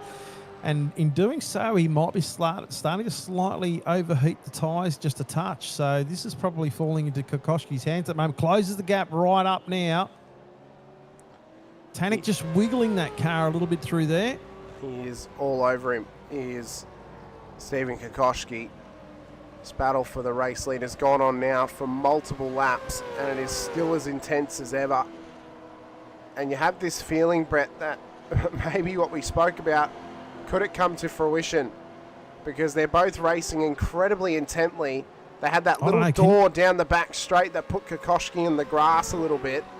Can you see in the future? Oh, Rick Viger dropping and Buckland dropping. Yeah. Both those guys. And O'Brien got overtaken by Horsell. I have to wonder if there might have been something that happened at turn one, but... Yep. It's just too hard to tear away from It here. is. Burns also by Chad Vigo over top. This is... Here we go. Here we He's on go. him. He's on him, Brett. Kokoschki's onto the outside line. Can he go for an over-under maybe to get a good run off the corner? Tanek runs a little bit wide, but a little wiggle from Kokoschki could ruin the run, but he's alongside off the exit. Too wide, down the back stretch. Can Kokoschki hang on to this to try and take the race lead from Tanek? It's going to be a last of the late breaking scenario, down towards the roller coaster. Who's going to outbreak who? They're side by side, door to door as they come through. Kokoschki and Tanek still side by side right now. Tanek wants to try and get this thing back past if he can. Aiming for the corner. They are on the hook. Tanek off the road. Kokoschki off the road as well. Side by side for 3 corners, and now we've got to look back. Is Tanek going to get on the road early enough before Cesar comes past him? There he is there.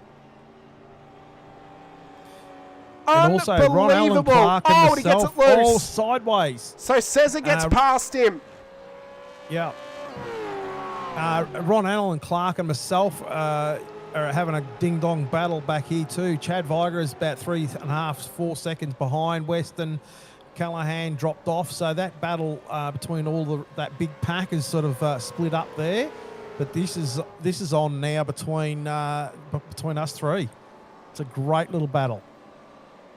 It is indeed. I'd like to have seen a different sort of view of that Tanek and Kokoschki. Well, I I'll tell you what we'll be able to do, Brett, is we'll at least be able to watch that one back post-race. We may not be able to look at all the highlights, but we can look at that one. Because that is a race-changing one, it must be said. Because it's it's one that could affect the race lead. It could affect a winner tonight. We're 8 laps away from the end. Does Race Control A determine on it quick enough to give Kokoschki, if he's found at fault, a drive-through, or do they take it to the point that they give him a points penalty and he remains in the race lead position? This could be very interesting, because if that happens, would whoever's P2, either Cesar or Tanek, would they be... Oh, you see Tanek, he's angry. He is very angry that that's happened, and he is pushing that thing to its absolute limits.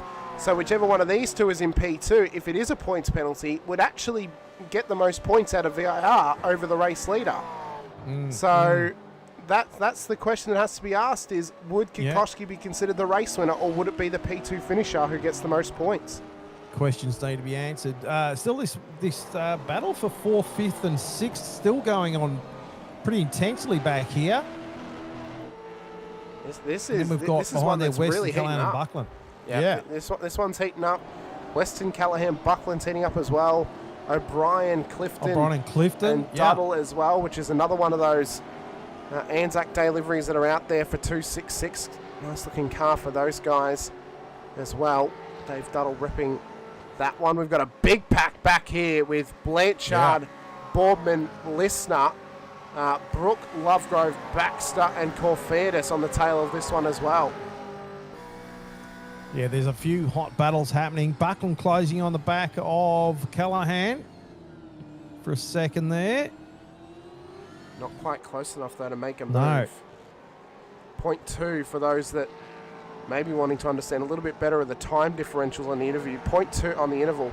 0.2 is around about what this gap is here between Corferdis and Baxter. It's around about half a car length.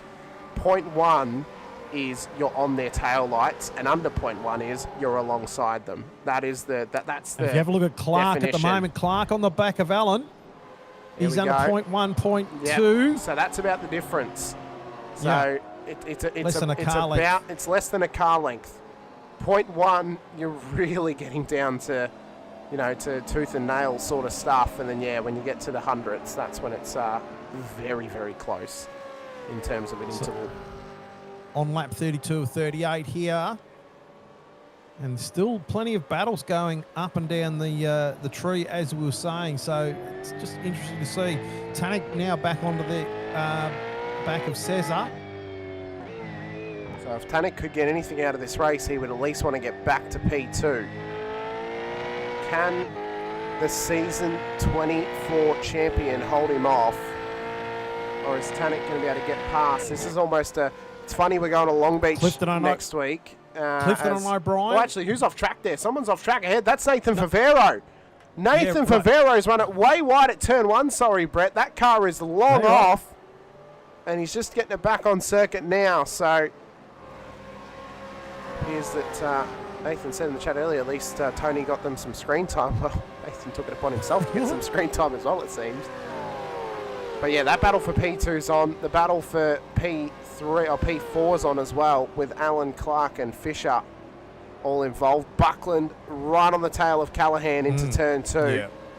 So this is all happening. The fact this race has gone green flag the whole way doesn't somewhat surprise me, I must say. I'm probably 50-50 on safety cars here, Brett, because of the fact that it is a paddock. There's not many close walls. No. The only real chance of a safety car is contact through the S's off of turn 5 or a blown engine. That's really the only chance we're going to get one. Buckland, though, right onto Callahan now up the hill. He's not quite there, though. He doesn't have the run that he would need. As Corfiadis is off the road up at the roller coaster. Oh, sorry, no, that's turn 1. That's turn 1, not the roller coaster. I do apologise. Down at turn 1, Corfiadis is off the road. They may determine it's a safe spot, though, because, again, he's on the off side of the circuit. He's not in the line of traffic. We'll see what race control says, but they didn't pull the trigger earlier on for Tony Chapman. They may not pull it for Yusuf Corfiadis either. Callahan on the back of Weston and Buckland again. Callahan looked like he had a little bit of a dive on Weston. Well, you can see that he's just starting to get held up now. Is Daryl Callahan, of course, qualified P2 tonight. Struggled with race pace early, but he's got plenty of pace right now to challenge Scott Weston for P8 on the road. Buckland will be very, very happy with this performance. Up 10 into P10. Allen and Clark doing the fastest lap of their race on lap 34 of 38. Buckland closing. See as well, Horsell looking for the inside of Rick Viger. Couldn't quite get there. We have got 5 laps to go of this race. I'm always having to do the mental maths. Just add 1 to the total that you see. 5 laps left. Tight battles still inside of the top 20. I mean, look at this one. That's Mick Clifton trying to go for it there on Duddle. And there you see Jones. Little bit of a recovery drive tonight off of that mistake and contact on lap 1 at turn 2. But he is hot on the heels of this pack now to battle for this one. I tell you what, looking at that top little pack there, Chad Viger's managed to claw his way back to the tail of myself. Oh, that's getting wild. It is. Jones. And how's... I mean, the question is now, Brett, now, we've gotten past the marker of possible poor tyre wear, right? Those drivers that had poor tyre wear, the bubble period was roughly between lap 20 and lap 30. We're past that point. Everyone should be on either 15-lap-old tyres or somewhat fresher tyres, depending on when they pitted. Yeah. So we shouldn't really be having any issues with tyre degradation right now, unless someone has been pushing it to its pure qualifying maximum throughout the race. Now, I know that the setup was a little bit looser this week, and that made some difficulty on heavier fuel loads, but ultimately, I don't think we should be seeing any poor tyre runs at this stage. Just a very quick one, because we are getting towards the end of this race. Do you want to just give us a little talk through of the Shadow Racing ANZAC Day livery, since you're the one that made it, Brett? Yeah, just a simple, just honouring obviously our, the solids, the vets and everything like that. Just with the sunset in the background there, with the single soldier, just blending into the night on the top of the car, and with the poppies on the front of the car with Lest We Forget, with the ANZAC emblem on the bonnet as well. Just nice and simple. Nothing, I dropped a few of our normal sponsors just to clear up the paint, just to make it more about the ANZACs. Very good. It's a good looking car as well, Brett. You've done well. So I do like it. It's a very, very nice effort. As Ron Allen and Roy Clark continue this battle at the moment for P4 honours right now. That battle for P2, by the way, stretched out to about 1.5 seconds. Yeah. So Halil Cesar has actually started to spread the legs now over Bruce Tannick. I think Bruce, from pushing, actually might have burned his tyres off a little bit. And that's allowed Cesar just to push on. Well, I think, the battle between Kokoschki and Tanek obviously was pretty hot and heavy. And I reckon between that and obviously coming unstuck, that he's tried to sort of gain back that second position. He's just overcooked the car, and he's going to have to be sort of settled where he is, because the car's not responding as he probably would like. So, yeah. So, and I just thought as well, I'll just give a quick run through this and we'll quickly get back to those battles, just to talk through the Infinity Motorsport ANZAC Day livery as well. So, as we did last year, we've gone for a white base. This time we went for black with some red accents as well. The Australian-New Zealand mirroring flags on either side of the car with the silhouette of the soldier, and then the silhouette of the soldiers in behind the ANZAC Day crest on the roof. As we always do, we have members of our family and our friends who have either previously served or currently serve as well. They ride on board with us. We don't even need the driver numbers of the cars either, as it's more about the ANZACs than about the driver for this round. So we've also got open arms on the front of our car as well, for similar reasons, as I would assume why EWT has it on their cars as well for this weekend too. So yeah, just a very quick one just to run through as well. Stephen Kokoschki leads the way by 10 seconds over Halil Cesar. It's in a further 1.2 seconds back to Bruce Tanek. Then we look back 10.5 seconds, and this hot battle pack for P4 continues on with Ron Allen, Roy Clark, Brett Fisher, Chad Weiger.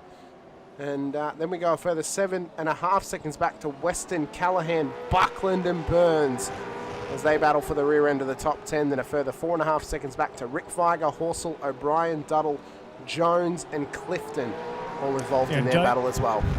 Jones just got past Clifton about half a lap ago too, so he's moved himself up another spot. So he'll be happy to regain any points he can. I tell you what, Ron Allen doing a great job right now to hold off this pack of cars 100%. Behind him. Yeah, a great drive for Ron Allen. A fantastic battle, yeah.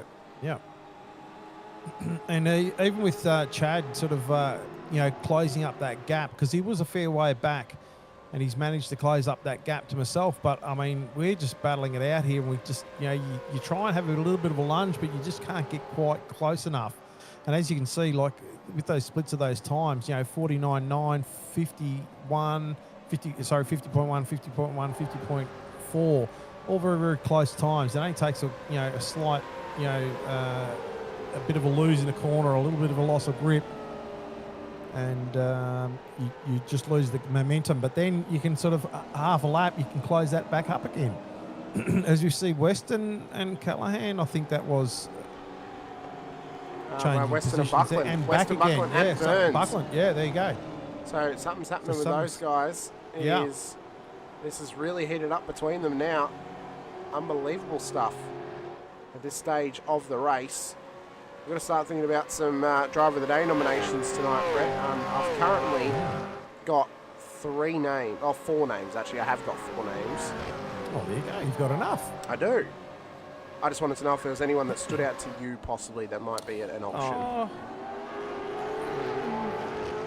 Not really, no. I mean, look, there's been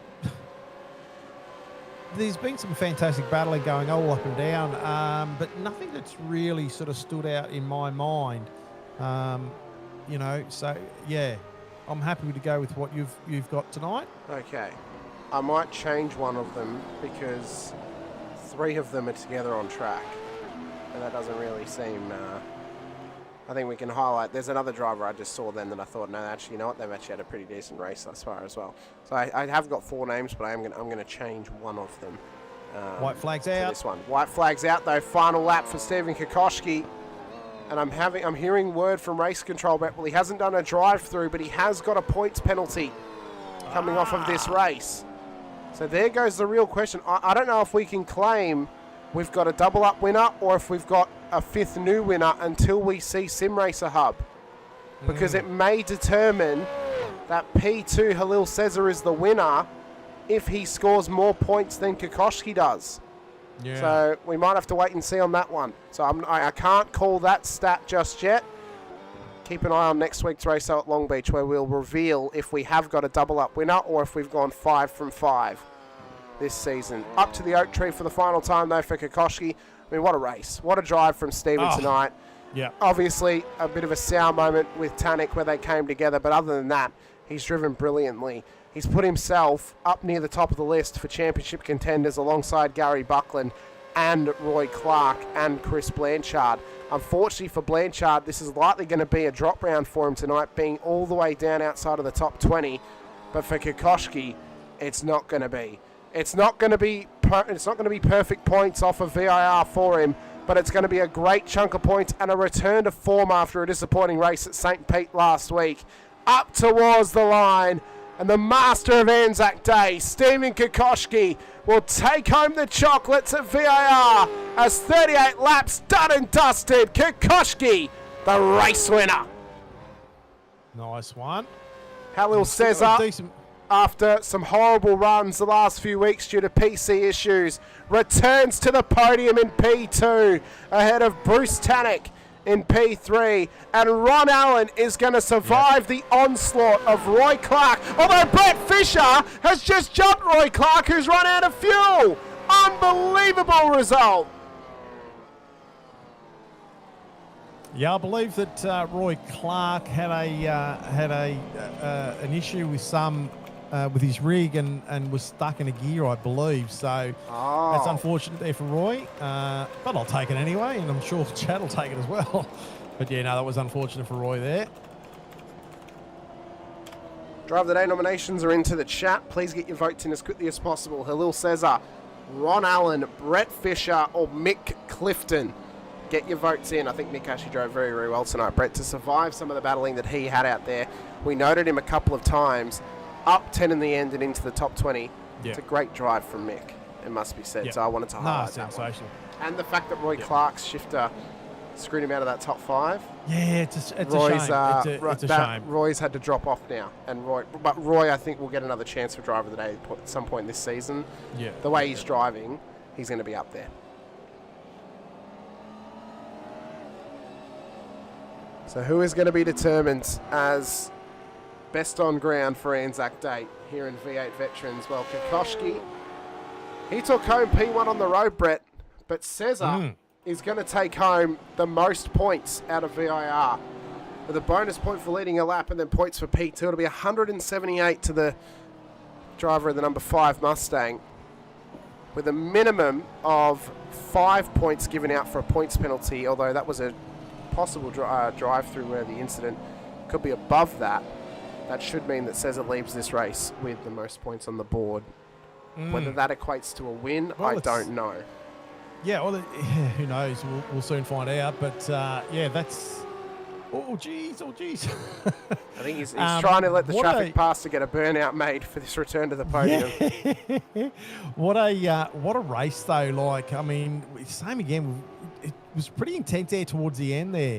You know, and there was a great battle we've seen with Kokoschki and Tannic, and it's unfortunate that someone had to lose out of that battle.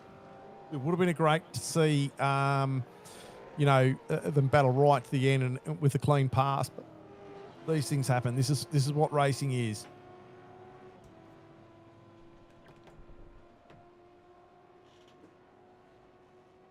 Still been very entertaining race here tonight. There's been plenty of action happening on track. It was indeed. Apparently, Roy Clark had 0 incidents. Yeah. He did mention that in the somewhere I did hear. I kind of feel bad now taking him off the I kind of feel bad now taking him off the nomination list. I literally made the choice as you passed him on the line, Brett. I made the choice then and there. Yeah. Well, what I can say is it's currently tied up. So I'm gonna put out there 3 names to re-vote upon to split the tie.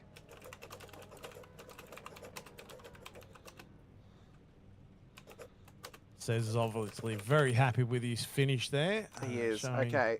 New list. Hello, Connor Nixon into the chat with us. Ron Allen, Roy Clark, or Brett Fisher, because Ron and Brett tied. We're going to have a tiebreaker. Votes after that one will determine who it is. So get your votes back in again, please, if you did vote. There's a new 3, Roy, Ron and Brett for driver of the day. As it pulls it up. Now, the moment I want to go back to, Brett, is I think the one that we know about is the Bruce Tannick moment that got us to him dropping out of the race lead and obviously into P2. So this was from the outside view, the chopper cam. So you see there, Tannick's kind of in the middle of the track. Kokoschki's aiming for the corner.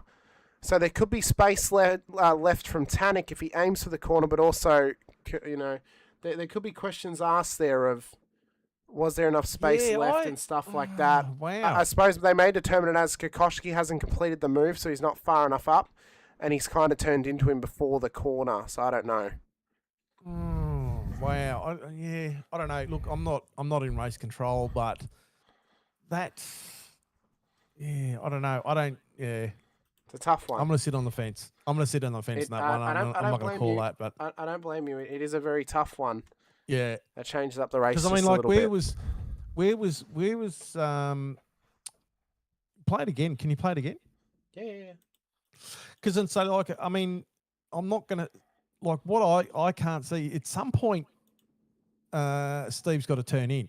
He does. At some points he's got to turn in. He does, but so does Bruce as well. At some point as well. So that might be the question that's asked. See, Kokoshi's was up on the inside of him there, so he's got a right to be there. He's turning in now, which is when he turns into the rear wheel of Tannick, and then Tannick goes off. Yeah.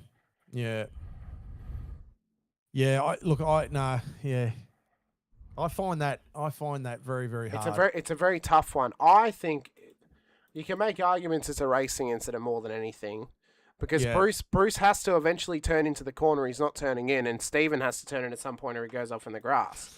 So then that's where the contestiveness comes in. But Stephen is the one that caught. You know, that's a tough one. Yeah, I'm going to leave it there, because if I say too much more, you know, But it's contested. It's a very contested one, it must be said. Nonetheless, we have got a driver in the waiting room, and it is P2 in Halil Cesar. So we'll drag him in for a very quick chat here. Welcome in, Mr. Cesar. A return to the podium for yourself on ANZAC Day. Congratulations after a poor run of luck over the last few weeks with some PC issues that finally held up this week. Got you on the podium and some good points on the board as well. Yeah, good evening, everyone. Sorry I sound a bit tired. I've had 1 hour sleep and been at the track since 8 o'clock in the morning, so and only just got home about an hour and a half ago. So, it was a good race. Having to do my BIOS update, which sort of sorted that PC issue, but yeah, I was really grateful that the race went the way it did. We didn't really have the pace with the guys ahead of us. Qualifying pace wasn't too bad, but strategy is always the key, and hitting out those set numbers that I always talk about each time I get a podium, and good, the results that come with it. So sitting around those, mid to 40, basically anything around 49 would have got you a decent result, I believe, anyway. Well, I mean, solid points on the board. Obviously, Long Beach next week, a track that you've won at before.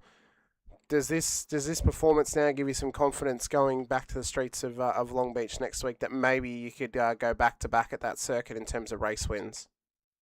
Yeah, I wouldn't say, like, I wouldn't, how can I say it to you, like, I would love to win another race there. I do enjoy the track. But honestly, like, from seasons that we've been there with the drivers that we've got this year, like, just, to name a few, like Jones, you got, Bruce is driving really well. Like, it was unfortunate that the race was what it was. I mean, if my opinion on it, like, I mean, as a driver, you try to hold your line as long as you can.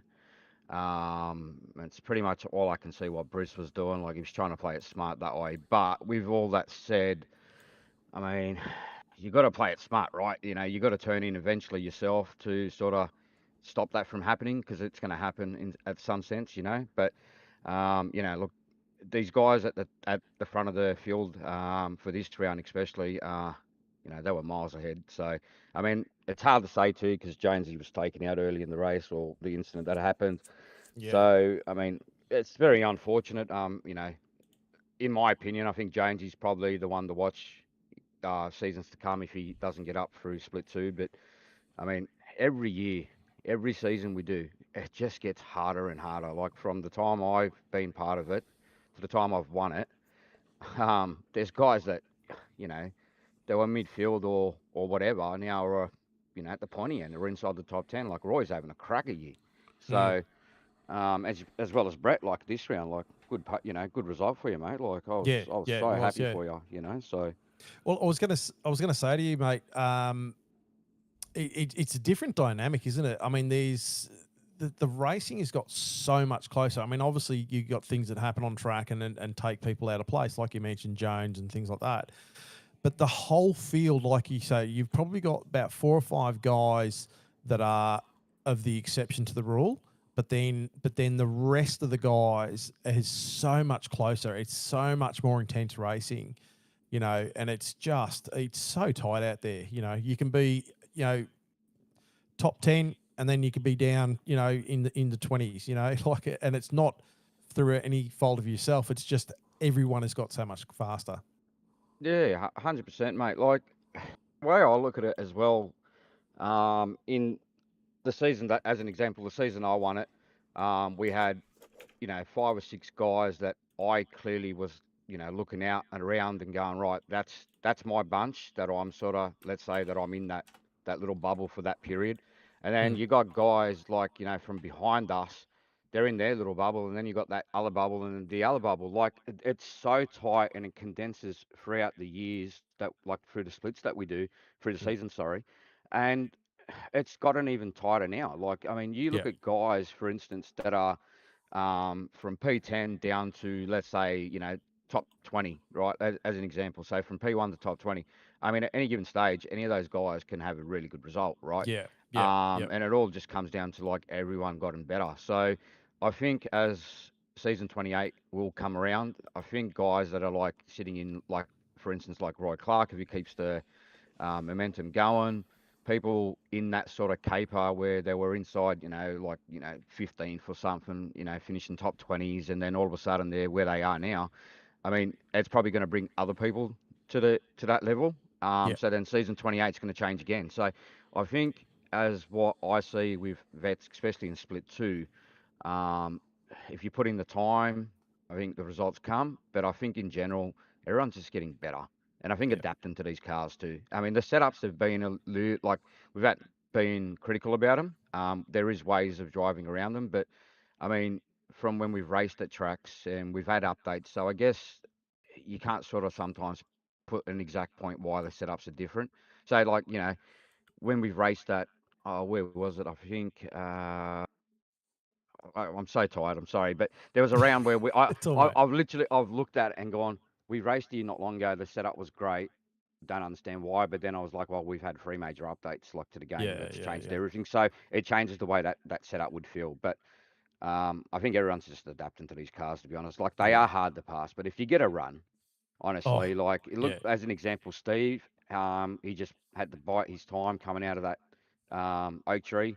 I was finding through oak tree, I was making a lot of time on everyone, or if when I was defending Bruce, for instance. So I was just getting that line right, and you can place the car in a position where I believe if you're in that like half a second, you do get draft. It doesn't mean that it's going to be like the Gen 2 cars, but you got to race smart. You got to think corners ahead, laps ahead, and position the car accordingly to what you think's going to happen. A couple of laps from where you are now. Well, Halil, before we let you go, we're going to put a very important power in your hand because we've tied again somehow, Brett. So, Halil, out of Ron Allen and Brett Fisher, who do you think deserves Driver of the Day more so than the other? So, have we given the both awards out yet? What do you mean? Like, have we given it to 2 people before? Yeah. We have this in season, the one round? Yes, we have. Bugger. Why do you have to do that to me? I'll save you, Cesar. We'll give it to Ron Allen. Okay. I'll vote for Ron Allen. I would have went with Brett, but look, Ron. Yeah, no, I think Ron's had a great drive this round as well. He's actually a couple of good rounds. So he hasn't had too bad results. So look, he's on the up, and I think one to watch. But it's a tough one, guys. But yeah, Yeah. well done to him. Well done, Ron. And thanks you everyone for putting your vote forward for myself too. Really appreciate it. But yeah, I think Ron had a great run. He did indeed. Well, hello, we appreciate your time. Appreciate you coming over to chat to us once again. Is there anyone that you want to give a shout out to before we let you go this evening? Yeah, everyone in the split 2 and everyone in all the other splits. We, you know, these sort of ANZAC days actually make it a bit more importance to what we do, or our existence as an example. So the title sponsors are basically Racecraft, Jamie for the setups, the vets community, the basically, I'll start with our sponsors. So I'm so sorry, I'm so tired. Blackheart Designs, Infinity Broadcast, Watto Mechanical, and if you're out there listening to this, Watto, I hope your door's okay today when I tap the shit out of it. So, minor sponsors, my major sponsor, Cooler Master as well, and our minor sponsors, Motorsports Parts Australia, iRacing World Challenge, VRS. And again, all my teammates and you guys at the broadcast, you're doing an absolute cracker job. And everyone have a great night. Thanks so much, Halil. Really appreciate it. Congratulations on your podium once again. Best luck next week out at Long Beach as well. Halil says a P2 here this evening. And congratulations as well to Ron Allen on winning the Driver of the Day award here this evening. Well, Brett, there's only one more thing or two more things for us to do heading into next week. We obviously get to look forward to next week's race when we head out to the streets of Long Beach once again, where chaos can ensue. It's always exciting for me when we get to go to Long Beach. I hope it's exciting for you too. You can see all the action next Saturday evening live, 8:30 p.m. Australian Eastern Standard Time, right here on Infinity Broadcasting and the V8 Veterans YouTube channels as well. Be sure to hit the like button to subscribe. The bell icon as well to both channels to help us get to our next goals of subscriber counts for the V8 Veterans channel. You'll be notified whenever you get the Split 2, Split 3 or Split 4 action.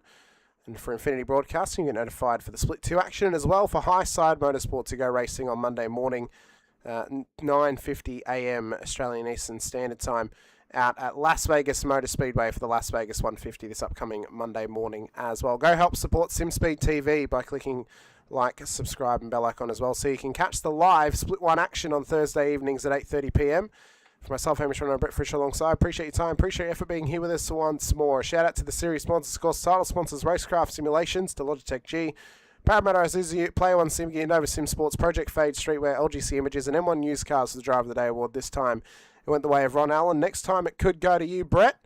There's only one more thing to do, my friend, and that is to play us out with the Hype Up song. Thank you all so much for joining us once again. We'll see you guys next week out of Long Beach. But until then, stay safe, drive hard, and as always, bye for now. Right, everyone, get your headphones cranked all the way up. This one's a ripper. Catch us later. Have a good one.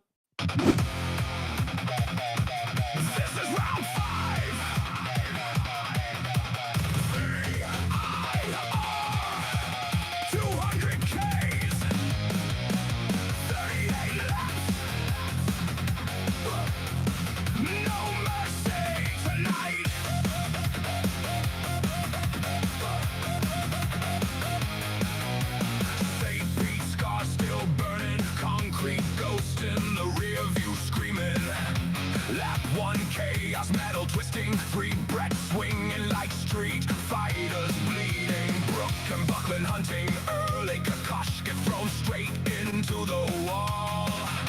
Chapman's pole turned into pressure, Parker melting down in a mid-race brawl. Every mistake has teeth, every corner draws blood. You don't race VIR, you survive it.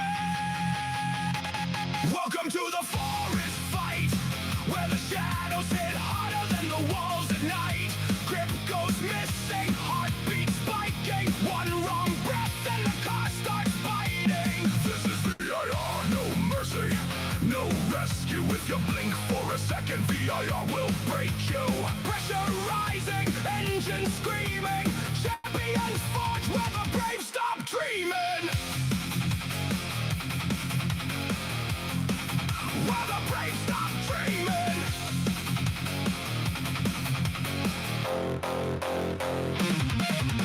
Buckland swinging, standing, shift Clifton Blanchard bleeding points in the dark.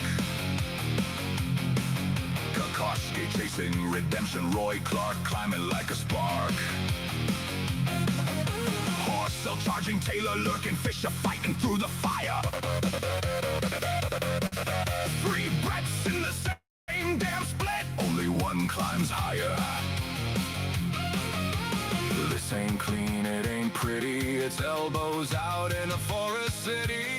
Brake markers vanish, tires scream, every lap feels like a fever dream. Hamish calling chaos, you laughing through the pain. Infinity broadcasting, pouring fuel on the flame.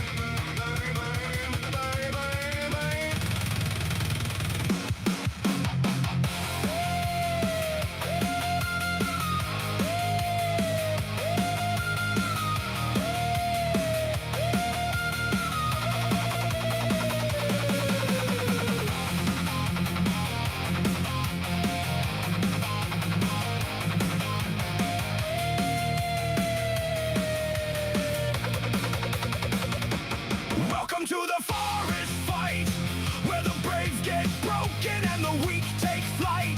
Throttle pinned, fate twisting, every heartbeat, every instinct listening. This is VIR, the track that hunts you. If you hesitate once, VIR will cut through. Pressure rising, engines screaming, champions forge where the brave stop dreaming. Where the brave stop dreaming.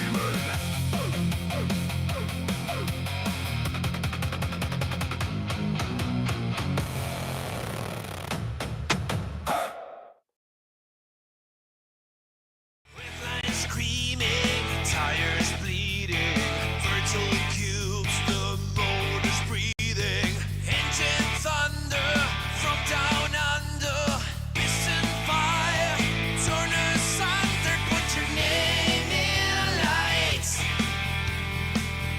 Oh, with the vents tonight, it's a 1,000 decibel super carbide, burn this track to the ground with V8 sound. Oh, it's so steel, but the racing's real. Pedal down every pass you feel. Step right up and place your bets. This is us, the V8 Vets. Put your name in lights. Put your name in lights with the Vets tonight. It's a 1,000 decibel super carbide. Burn this track to the ground with V8 sound. Put your name in lights. Oh, with the Vets tonight. It's a 1,000 decibel super carbide. Burn this track to the ground with V8 sound. Burn this track to the ground. Come on now, put your name in lights.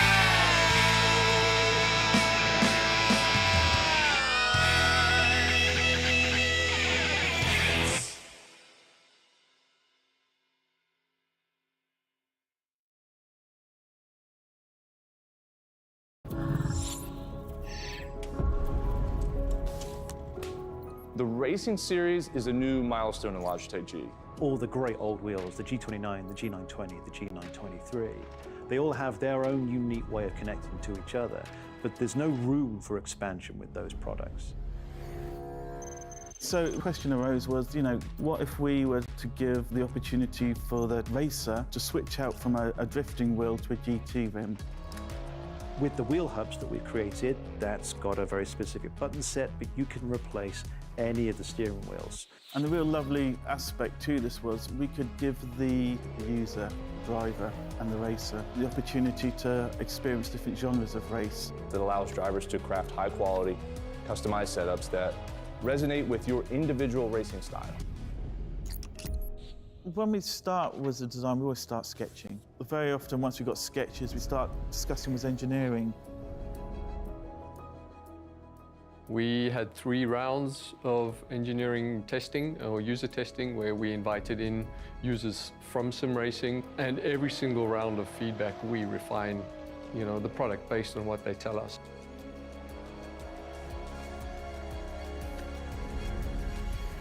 In the sim racing lab, again, we're going to use data to really analyze what a driver needs. We've used everything from eye tracking to the inputs from the pedals, the inputs from the, let's just say, input devices, the wheel and the pedals, the shifter.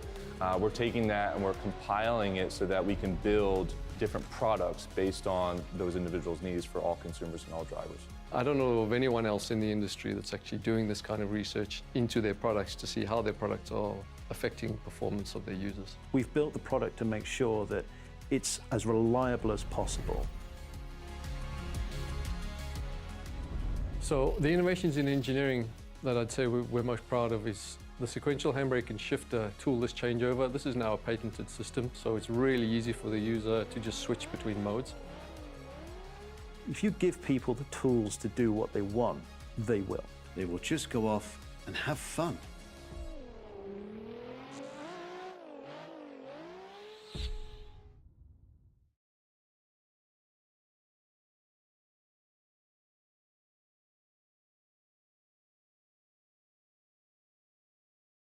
Introducing the Rackraft PT1, custom-built full chassis racing simulator.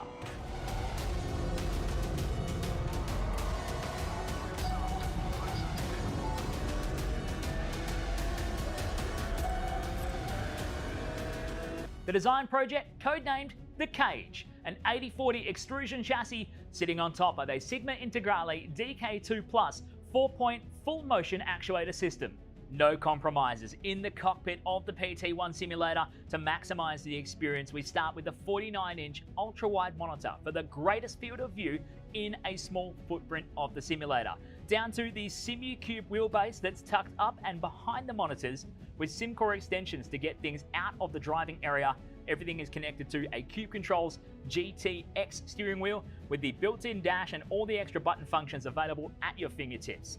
Driving through the Raceworks S1 pedals, the potentiometer throttle and the 2 hydraulic pedals for brake and clutch ensures you maximize the feel underfoot, and seating yourself into an OMP HTER bucket racing seat with OMP belts connected to a G-belt tensioner to provide that extra feeling and the heightened experience while you're driving. Additional interfaces and accessories in the PT1, we have twin butt kickers, one on either side of the OMP seat, as well as a Jinx sequential shifter, the SimPush Race Logic timer to the left-hand side, a Racecraft built-in WinSim kit with Philips Hue lighting and a built-in soundbar, plus the OMP side net to finish off the experience in the PT1. The Racecraft PT1, build number 1, the ultimate in sim racing experience, combining the best products in the market with the passionate, no compromise approach that goes beyond racing simulation.